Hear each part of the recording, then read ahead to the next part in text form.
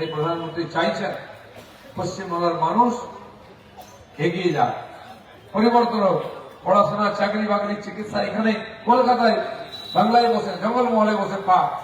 সেটা করতে গেলে পশ্চিমবাংলায় বিজেপির শাসন আনতে হবে, পশ্চিমবাংলাকে মোদীজির হাতে তুলে দিতে হবে, ডবল ইঞ্জিন সরকার করতে হবে। তিনি বলেছেন একবার পশ্চিমবঙ্গকে আমাদের হাতে দিন, আমরা পশ্চিমবঙ্গকে পাল্টে দেবো, আপনার স্বপ্নের বাংলা সোনার বাংলা বানিয়ে দেবো। তো আজ যে সভা, পরিবর্তন সভা, পরিবর্তন সংকল্প সভা, আমরা সংকল্প নিয়েছি এবছর পশ্চিমবাংলার রাজনৈতিক পরিবর্তন করব। পরিবর্তন তো হতেই থাকে, মানুষ তার ইচ্ছা মতো করেন। ব্রিটিশ গেল, কংগ্রেস এলো, সিপিএম এলো, তারপরে টিএমসি, এরা যাওয়ার সময় হয়ে গেছে। দেখছেন তো শাল গাছের নিচ দিয়ে হাঁটলে এখন পড়পড় আওয়াজ করছে, শুকনো পাতা হয়ে গেছে। 2 মাস আগে সবুজ ছিল গাছ, এখন ফাঁকা হয়ে গেছে, হলুদ হয়ে গেছে। বোঝাই যাচ্ছে পরিবর্তন হচ্ছে, সময়ের অপেক্ষা 2-3 মাস। মে মাসে নতুন সরকার, নতুন পাতা যেমন চকচক করে নতুন সরকার আসবে, সব নতুন। আমরা জঙ্গলমহলের মানুষ অনেক উত্থান পতন দেখেছি। আমি ছোটবেলা থেকে, আমার বাড়ি রবিউলপুর কুলিয়ানা, পড়াশোনা করেছি ঝাড়গ্রামে। 40-50 বছর ধরে এখানে ঝাড়খণ্ড আন্দোলন দেখলাম, তার আগে নকশাল আন্দোলন দেখলাম 70-72-এ, আবার মাওবাদী আন্দোলন দেখলাম 2000-এর সময়। গ্রামে গ্রামে কি অত্যাচার, গরিব মানুষকে তুলে নিয়ে এসে মেরে গাছে টাঙিয়ে দিচ্ছে, গুলি করে দিচ্ছে, খেতে পায় না কেউই। যারা বিপ্লব করছে, বিপ্লবী, তারাও গামছা পরা, যাকে মারছে সেও গামছা পরা। খাবার দাবার নেই, থাকার জায়গা নাই, জল নাই, বিদ্যুৎ নেই, রাস্তা নাই, স্কুল নাই, তাও বিপ্লব হচ্ছে। গরিব গরিবকে মেরে বিপ্লব, তার শিকার আমরা হয়েছি। প্রায় 50 বছর ধরে এই দৃশ্য আমরা দেখে আসছি। আর সেই 50 বছর আগের অবস্থায় আমরা আছি। খালি এই রাস্তাটা পাকা হয়েছে, তাও এত বড় গর্ত, গাড়িতে বসিয়ে কি নৌকায় বসিয়ে বুঝতে পারছে না, ধরতে ধরতে আসছে। কেন জঙ্গলমহলের মানুষের কি উন্নয়নের অধিকার নয়? এখানকার স্কুল, যাকে স্কুলটা একটু রংচং দেখছি, তাও লাল নীল সাদা, তো এরকম স্কুল আছে কিন্তু তার টিচার নেই, টিচার থাকলে তার স্টুডেন্ট নাই। যে কটা আছে আসে মিড ডে মিল খেয়ে থালা বাজিয়ে বাড়ি চলে যায়, পড়াশোনা কিছু হয় না, মাস্টার আসেই। থানায় যান, সিভিক পুলিশ বসে আছে গোপে তা দিয়ে, খালি কাটমানি খাচ্ছে।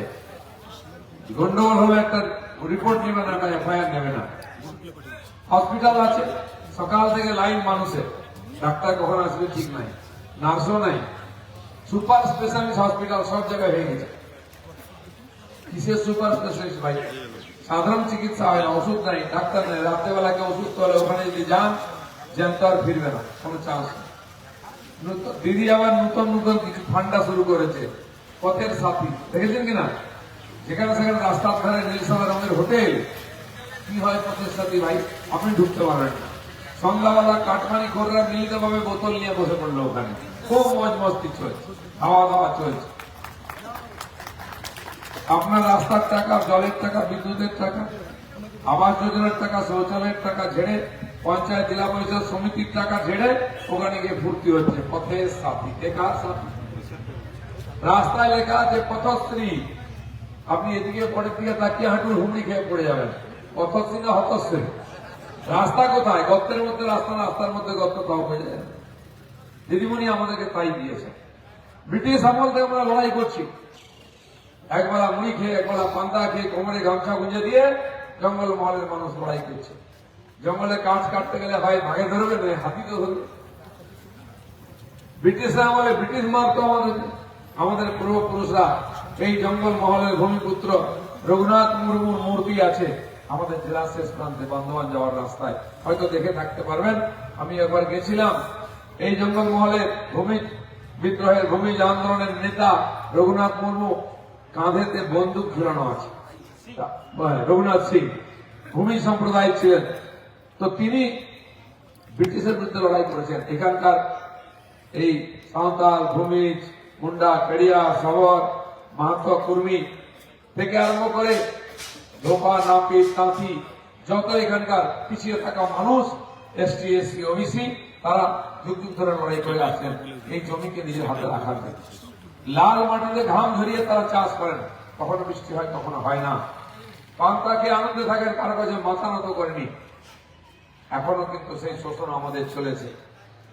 এই টিএমসি আসার পর থেকে জঙ্গলের কাঠ চুরি হয়ে যাচ্ছে, নদীর বালি চুরি হয়ে যাচ্ছে, খাস জমি চুরি হয়ে যাচ্ছে, বাড়িঘর হয়ে যাচ্ছে, ইটভাটা হয়ে যাচ্ছে। ভয়েতে বাঘ পালিয়ে গেছে উড়িষ্যায়, হাতিগুলো আছে, ধান পাকলে খেতে আসে, খেয়ে মারিয়ে দেয়, কিন্তু ক্ষতিপূরণ পাই না। উড়িষ্যায় যে বাঘ চলে গেছিল সে দেখতে এসেছিল টিএমসি এসে কেমন উন্নয়ন হচ্ছে, বুড়ি চলে জঙ্গলে তাকে ঘিরে ফিটিয়ে মেরে দিল। বাঘেরও শান্তি না, আর আসবে নাই। এই দিদির রাজত্ব, এগিয়ে বাংলা, এগিয়ে বাংলা।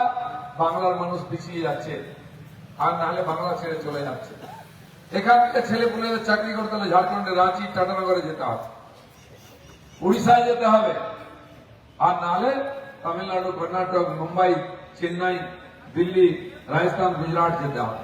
পরিযায়ী শ্রমিক হয়ে ওখানে রাস্তা তৈরি হচ্ছে গুজরাটে, শ্রমিক কোথায়? পশ্চিমবাংলার ছেলে, লেবার। হোটেলে যান, বিহারে দেখুন, লেবার দেখুন, পশ্চিমবাংলার ছেলে বাংলায় কথা বলছে, গেলে বল দাদা একটা ফটো তুলবো। তো সেখানে কাজে কমে কারখানাতে লেবার সব পশ্চিমবাংলার ছেলে। এখানে না চাকরি আছে, না ব্যবসা আছে, না অন্য কোনো ইনকাম আছে। স্কুল থেকে কোনো মতো পার হলে পড়াশোনা যদি করতে হয় ভালো, আপনাকে যেতে হবে চেন্নাই, মুম্বাই, দিল্লি। চাকরি পেতে গেলে গুজরাট, মহারাষ্ট্র, কর্ণাটকে চাকরি নাই। আর বাড়ির বুড়ো বুড়ি অসুস্থ হয়ে গেল, কঠিন অসুখ হলো, এখানকার চিকিৎসা হবে না, ডাক্তার নাই, যাও চেন্নাই, ভেলোর, মুম্বাইতে, সবেতেই বাইরে যাও। তো ফিরে আসার রাস্তা নেই, যাওয়ার সময় টিকিট নাই। এই প্রধানমন্ত্রী দেখলেন পশ্চিমবাংলার মানুষ পশ্চিমবাংলায় থাকতে পারছে না, থাকলে খেতে পারবে না, চিকিৎসা পাবে না, পড়াশোনায় হবে না। উনি স্কুলেতে মিড ডে মিল দিয়েছেন, সকালবেলা যারা খেতে খায় ছেলেপুলেকে দেখতে পায় না, কমপক্ষে দুপুরবেলা খেতে পেবে, ছেলেপুলে পড়তে যাবে। কিন্তু হচ্ছে কি, মিড ডে মিল রান্না হচ্ছে, তাও চাল ডাল লুট হচ্ছে, কিন্তু মাস্টার নেই, পড়াশোনা হচ্ছে না। 10 ক্লাস 5 ক্লাস পরে পরিযায়ী শ্রমিক হয়ে চলে যাচ্ছে। পূজা হলো, করম হলো, ঈদ হলো, ছেলেপুলে বাড়ি আসবে, টিকিট নাই ট্রেনে। তাই মোদী এসেছিলেন গত 18 তারিখ, 18 তারিখ মালদায়, আর 17 তারিখ মালদায়, 18 তারিখ সিঙ্গুরে। হাফ ডজন গাড়ি ট্রেন উদ্বোধন করলেন, কলকাতা থেকে, জলপাইগুড়ি থেকে, মালদা থেকে, অমৃত ভারত, বন্দে ভারত ট্রেন দেশের বিভিন্ন রাজ্যে যাচ্ছে, যেখানে এখানে আমাদের ছেলেরা চাকরি করে। কমপক্ষে পূজার সময় বাড়ি ফিরতে পারবে, টিকিটের অভাব হবে না। বাড়িতে অসুস্থ হলো, হঠাৎ টিকিট চাই, চলে আসবে, গাড়ি থাকতো না, সবাই প্লেনে আসতে পারে না, বাড়ি এলে ফেরার গাড়ি নাই। তাই পশ্চিমবাংলার ছেলেরা মেয়েরা যারা বাইরে পড়তে যাচ্ছে, চাকরি করতে যাচ্ছে, বা ব্যবসা করতে যাচ্ছে, বা চিকিৎসা করতে যাচ্ছে, তাদের জন্য মোদীজি এখান থেকে ট্রেন দিচ্ছেন সারা রাজ্যের সঙ্গে। বন্দে ভারত ট্রেন এখান থেকে রাঁচি যাচ্ছে, এখান থেকে পাটনা যাচ্ছে, এখান থেকে পুরী যাচ্ছে, হাওড়া থেকে, ওদিকে পাটনা যাচ্ছে, ওদিকে গুয়াহাটি যাচ্ছে।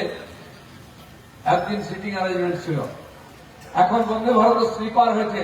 তার প্রথম ট্রেনটা আপনি সন্ধ্যাবেলায় হাওড়ায় চড়ুন, পরের দিন সকালবেলা গুয়াহাটি পৌঁছে যাবেন কামাখ্যা দর্শন করতে।